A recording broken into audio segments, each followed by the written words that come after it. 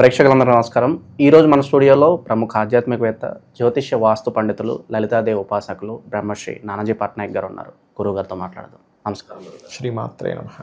June మాసంలో కన్యా రాశి వారి పరిస్థితి ఓవరాల్గా ఏ విధంగా ఉండబోతుంది? ఎలాంటి జాగ్రత్తలు, పరిహారాలు తీసుకోవాలి గురుగారు జూన్ మాసంలో?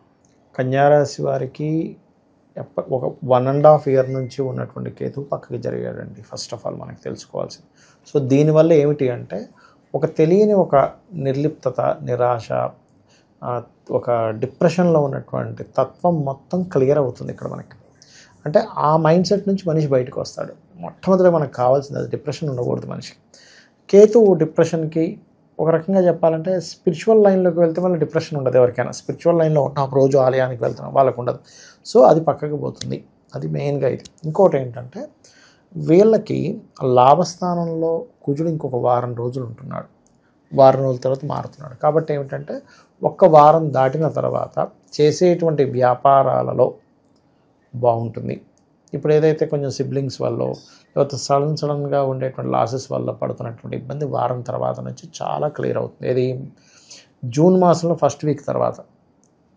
ఈ వీడియో వింటున్నప్పటి నుంచి వారానికి కాదు, జూన్ మాసంలో ఫస్ట్ వీక్ తర్వాత. ఓకే, అదొకటి ప్రధానంగా. ఇక ఫైనాన్షియల్ మ్యాటర్స్ కనుక తీసుకుంటే శుక్రుడు తన స్వక్షేత్రాన్ని తను చూసుకుంటున్నాడు. ఎప్పుడైనా తన స్వక్షేత్రాన్ని తను చూసుకునేటప్పుడు వీళ్ళకి ఏదైనా క్రియేటివ్ రిలేటెడ్, ఫుడ్ రిలేటెడ్, వీటి మూలంగా ఫస్ట్ వీక్ తర్వాత నుంచి లేదా ట్రాన్స్పోర్టింగ్ రిలేటెడ్ వీటి ద్వారా ధనయోగం అనేటువంటిది అభివృద్ధి చెందనుంది అని చెప్పుకోవాలి. అయితే లగ్నం నుంచి వెళ్ళిపోయిన కేతువు పన్నెండులోకి వెళ్తున్నాడు. ఈ పన్నెండులోకి వెళ్ళి అక్కడ కుజుడు రావడం వల్ల, ఇప్పుడు ఇన్ని రోజులు 11లో ఉంటున్నాడు కదా కుజుడు, ఫస్ట్ వీక్ తర్వాత 12లోకి రావడం వల్ల తండ్రికి సంబంధించిన ప్రాపర్టీ విషయంలో తెలియని కొన్ని ఆటంకాలు, కొంత ఘర్షణలు ఉంటాయి. కాబట్టి అటువంటివి ఏమైనా ఉంటే ముందుగానే దాన్ని గుర్తుపెట్టుకొని, అంటే దాన్ని జాగ్రత్తగా క్లియర్ చేసుకోవడం మంచిది. గురుగారు, శుభకార్యాల పరిస్థితి ఏంటి? కొత్త ఇల్లు కొనుక్కోవాలి, ఒక స్థలం కొనుక్కోవాలని అనుకుంటూ ఉంటారు, వాళ్ళ పరిస్థితి ఎలా ఉండబోతుంది? ఇక్కడ ఏంటంటేనండి 4వ అధిపతి కేంద్రంలో ఉన్నాడు. అంటే కన్యా లగ్నానికి గురువు చతుర్థాధిపతి, చతుర్థ సప్తమాధిపతి, ఉభయ కేంద్రాధిపతి అంటారు. అయితే ఆ ఉభయ కేంద్రాధిపతి మరొక కేంద్రంలో ఉన్నప్పుడు తన కేంద్ర స్థానాన్ని చూసుకుంటున్నాడు. ఎప్పుడైతే తన ఓన్ హౌస్ని తను చూసుకుంటాడో గురువు ఖచ్చితంగా గురుబలం అనేటువంటి చతుర్థం మీద ఉంది వీళ్ళకి. కాబట్టి ఈ రాబోయే 6 monthsలో, అంటే ఇది యాక్చువల్గా మనం జూన్ మాసం గురించి చెప్పుకుంటున్నాం, 6 months అక్కడ ఉంటాడు. తర్వాత కర్కాటకంలోకి వచ్చి మళ్ళీ వక్రించి వెనక్కి వెళ్తున్నాడు. కాబట్టి గృహం కొనుక్కోవచ్చు, అందులో ఎటువంటి డౌట్. ఇది గోచారంలో ఉన్న బలం. వీళ్ళ పర్సనల్ చార్ట్లో కనుక ఎవరికైనా ఎప్పుడైనా గుర్తుపెట్టుకోండి, జన్మజాతకంలో, ఎందుకంటే కన్యాలగ్నం వారు సహజంగానే లౌక్యం ఎక్కువగా ఉంటుందండి. వీళ్ళు ఏంటంటే ఏదైనా మేనేజ్ చేయగలరు అనే బలం ఉంటుంది కన్యాలగ్నం వారికి, కన్యవారికి. అయితే వీరికి ఎప్పుడైతే గురువు చూస్తుంటాడో వీళ్ళ పర్సనల్ చార్ట్లో కనుక 3rd house అంటే 3వ స్థాన ఫలితాలు, 6వ స్థాన ఫలితాలు, లేకపోతే 9వ స్థాన ఫలితాలు, ఇట్లా ఫలితాలు వచ్చేటప్పుడు మాత్రం, 11వ స్థాన ఫలితాలు వచ్చేటప్పుడు మాత్రం మీరు గృహం తీసుకునేటప్పుడు కాస్త చూసుకొని తీసుకోవాలి. బట్ వీళ్ళకి ఇప్పుడున్న గ్రహస్థితి మాత్రం అనుకూలంగానే ఉంది. అయితే డబుల్ ట్రాన్సిట్ అంటారు, అంటే శని గురువులు ఇద్దరూ చూస్తున్నారు చతుర్థ భావాన్ని. కాబట్టి ఎప్పటి నుంచో వీళ్ళు చేస్తున్న ప్రయత్నం ఇప్పుడు సఫలీకృతం అయ్యేటువంటి సమయంగా చెప్పుకోవచ్చు. అది ఓన్లీ గృహం ఒకటే కాదు, ఎడ్యుకేషన్ వైజ్గా కూడా వీళ్ళకి బాగుంటుందని చెప్పుకోవచ్చు డబుల్ ట్రాన్సిట్ వల్ల. ఎవరన్నా సహాయం అడిగినా వెంటనే డబ్బులు ఇస్తూ ఉంటారు, అలాగే షూరిటీలు పెడుతూ ఉంటారు. సో ఆర్థిక పరంగా ఎలా ఉండబోతుంది గురుగారు వీళ్ళకి? ఒకటేంటంటేనంటే ఇందాక నేను చెప్పినట్టుగా శుక్రుడు తన ఓన్ హౌస్ని చూస్తున్నందుకు ప్రాబ్లం ఏమీ లేదు. కాకపోతే ఇన్వెస్ట్మెంట్ చేసే విషయంలో కొంచెం చూసుకొని చేయాలి మొదటి 2 నెలలు కూడా, ఎందుకంటే కుజుడు కేతు కలిసి ఉంటున్నారు కదా, ముఖ్యంగా భూముల మీద.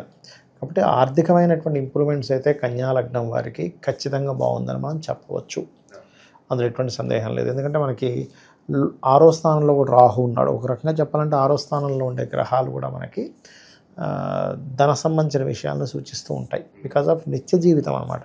6th house పాపగ్రహం, అందులో ముఖ్యంగా రాహు కానీ, కుజుడు కానీ, శని కానీ ఉండడం మంచిదే. సో ఫైనాన్షియల్ గ్రోత్ వీళ్ళకి బాగానే ఉంది. బట్ ఫస్ట్ వీక్ దాటిన తర్వాత బాగుంటుంది. ఫస్ట్ వీక్ అంతా ఎలా ఉంటుందంటే ఫైనాన్స్ కోసమే కొన్ని ఘర్షణలు కూడా అవుతాయి. అది అన్నదమ్ములు వరుస వాళ్ళతో ముఖ్యంగా అయిన వాళ్ళతోనే గొడవలు అవుతుంది. ఓకే, ఇక ఆరోగ్యపరంగా ఏదైనా జాగ్రత్తలు తీసుకోవాల్సిన అవసరం ఉందా గురుగారు? ఆరోగ్యపరమైన విషయాలు కనుక చూసుకుంటే ఇక్కడ మనం 6వ స్థానాన్ని తీసుకోవాలి. ఆరోగ్యపరమైన విషయాల కోసం 6వ అధిపతి 7వ స్థానంలోకి వెళ్ళి ఉన్నాడు. కాబట్టి మొదటి వారం కొంచెం బాడీ పెయిన్స్ లాంటివి వస్తుంటాయి.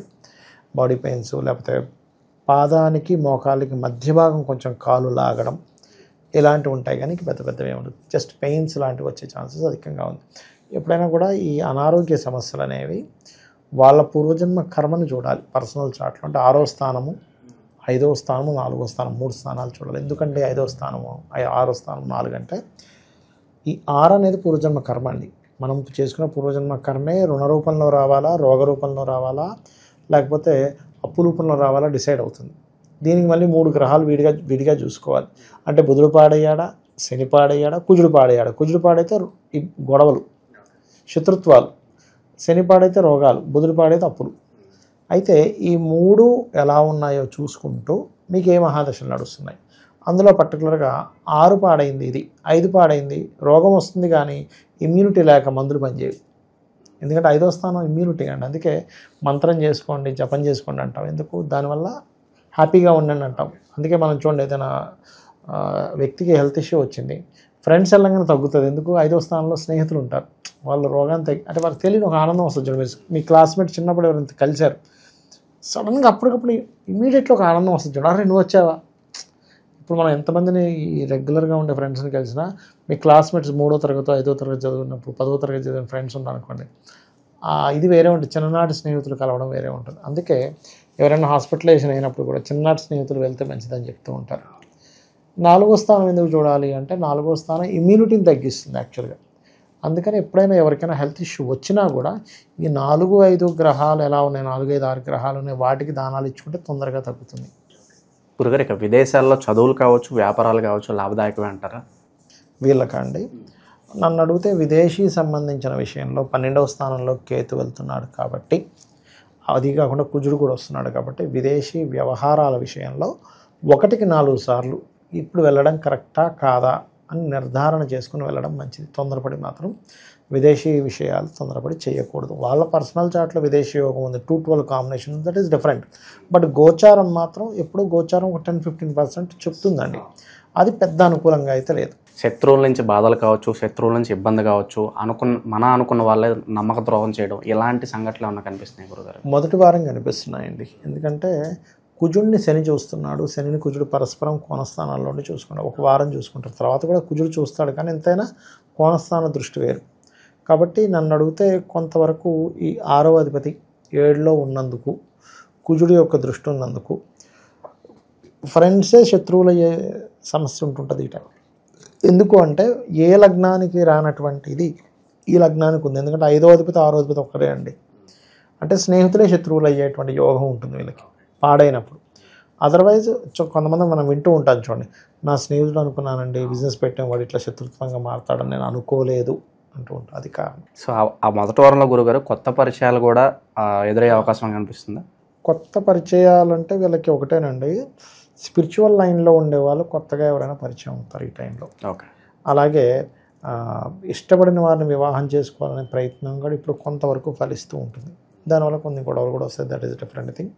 అది ఇంకోటి ఏంటంటే ఒకప్పుడు ఏదైనా ఒక సంబంధం అనుకున్నాము, ఆ సంబంధం మళ్ళీ వచ్చింది, మళ్ళీ వాళ్ళు అడుగుతున్నారు, ఇలాంటివి వింటారు ఈ టైంలో వివాహం విషయంలో. కొన్ని పనులు ప్రారంభిస్తారు, అది దాని మీద హోప్స్ పోతాయి, ఇంకా జరగదులే అనుకుని వదిలేస్తూ ఉంటారు. అలాంటివి ఏమన్నా మళ్ళీ రెజ్యూమ్ అయ్యే అవకాశం ఏమన్నా కనిపిస్తుంది? ఉందండి. ఎందుకంటే ఇప్పుడు ఇంతకాలం వీళ్ళ కేతు లగ్నంలో సంచరించాడు, రాశి 6 లగ్నం అనుకోండి.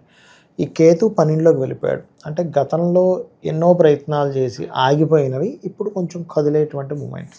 ఓకే. ఎప్పుడైతే మనకి లగ్నం నుంచి కేతు వెళ్ళిపోయాడు, అయితే 12లో ఉన్నందుకు మాత్రం నేను ఇందాక చెప్పినట్టుగా తండ్రి ఆస్తి విషయంలో ఏమైనా చిన్న చిన్న డిస్టర్బెన్స్ వస్తున్నాయన్నప్పుడు గణపతి హోమం వాళ్ళు చేయించుకుంటే మంచిది. ప్రజెంట్ ఉన్న గ్రహస్థితి బట్టి గురుగారు ఈ రాశి వాళ్ళకి ఎలాంటి పరిహారాలు బాగా అవసరం అంటారు? ఒకటేనండి, కన్యా లగ్నం వారు లేదా కన్యా రాశి వారు ఎప్పుడూ కూడా వెంకటేశ్వర స్వామి ఆరాధన చేయడం లైఫ్ లాంగ్ రెమెడీ. అది ఇంకా లైఫ్ లాంగ్ అనమాట. ఒక్కొక్క జాతకానికి ఒక్కొక్కటి ఉంటుందండి. పర్సనల్ చార్ట్ తీసుకుంటే మీ పంచమాధిపతి ఎవరు, ఎక్కడ వెళ్ళి కూర్చున్నాడు, ఎవరు ఫైనల్గా పంచమాన్ని కంట్రోల్ చేయగలరని ఉంటుంది. బట్ జనరల్గా తీసుకుంటే కన్యా లగ్నం లేదా కన్యా రాశి వాళ్ళు వెంకటేశ్వర స్వామిని, ఎందుకంటే ఆ ఎనర్జీ ఎందుకు మనకి ఇన్ని అవతారాలు అంటే ఒక్కొక్కది ఒక్కొక్కటి ఎనర్జీ. ఇప్పుడు నరసింహస్వామి అవతారానికి ముందు చాలా అవతారాలు అయ్యాయండి. హిరణ్యకశిపుని సంహరించడం నరసింహ అవతారమే అవసరం అక్కడ. ఎందుకు? ఆయన కోరిక అలా ఉంది. ఆయన ఎలాంటి వాళ్ళతో ఎలాంటి చావు రాకూడదని ఆయన అనుకున్నాడు అంటే, పగలు కానీ రాత్రి కానీ ఇంటి కానీ బయట కానీ ఆకాశంలో కానీ భూమి మీద ఇవేవి నాకు అవ్వకూడదు, ఎటువంటి వెపన్స్తో నాకు జరగకూడదు అనుకున్న గోర్లతో జీల్చేసాడు. అలాగే ఎలా ఉంటుందంటే మనకి మనం చేసుకున్న పూర్వజన్మ కర్మల్ని బట్టి మనకి రుణ రోగ శత్రువులు వస్తూ ఉంటాయి. దాన్ని కంట్రోల్ చేసేది పంచమం. వీళ్ళకి ఈ కలియుగ దైవమైనటువంటి వెంకటేశ్వర స్వామి యొక్క నామస్మరణే అద్భుతాలు చేస్తుంది. దీంతో పాటు వాళ్ళ పర్సనల్ చార్ట్లో పంచమాన్ని ఎవరు ఫైనల్ తీసుకున్నారు, ఫైనల్స్గా ఒకరు తీసుకుంటారు, పంచమాన్ని కంట్రోల్ చేసే వాళ్ళు వీళ్ళు అని, వాళ్ళని కనుక చేసుకుంటే ఇంకా బాగుంటుంది. ఈ రాశి వాళ్ళకు ఓవరాల్గా జూన్ మాసంలో ఏ విధంగా ఉండబోతుంది, ఎలాంటి రెమెడీస్ చేసుకోవాలి, చాలా బాగా వివరించారు గురుగారు. ధన్యవాదాలు. శ్రీమాత్రే నమః.